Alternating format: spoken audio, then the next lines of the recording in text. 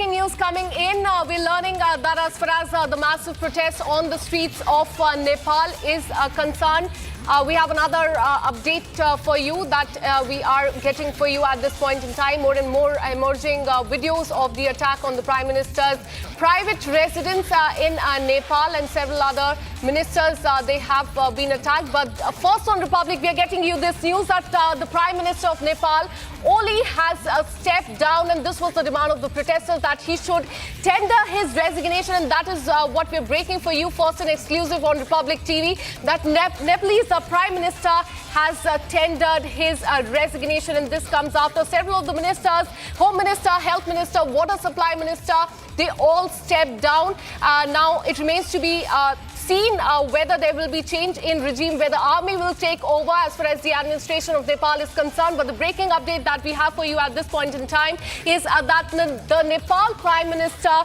has stepped down. He has, in fact, after four ministers, Nepal Prime Minister has tendered the resignation, and as we've been telling you, this was the #1 demand of the protesters, that Prime Minister should step down, he should leave the country, and there should be fresh elections in the country. These were the three major demands.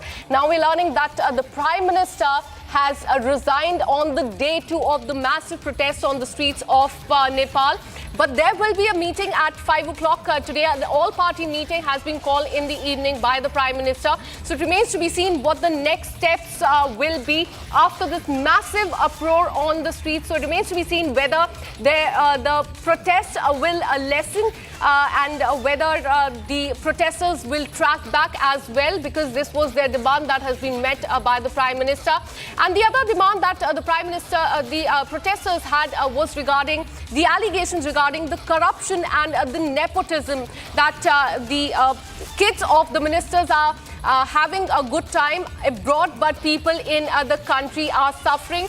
But those are the visuals coming in from Kathmandu with a breaking update that we're getting for you, that after 2 days of unrest in Nepal, vandalism, arson, and now the Nepalese Prime Minister has tendered his resignation, and he will now be holding a crucial all-party meeting by 5 o'clock is what we are learning. He has given up to the demands of the protesters, and he has tendered the resignation.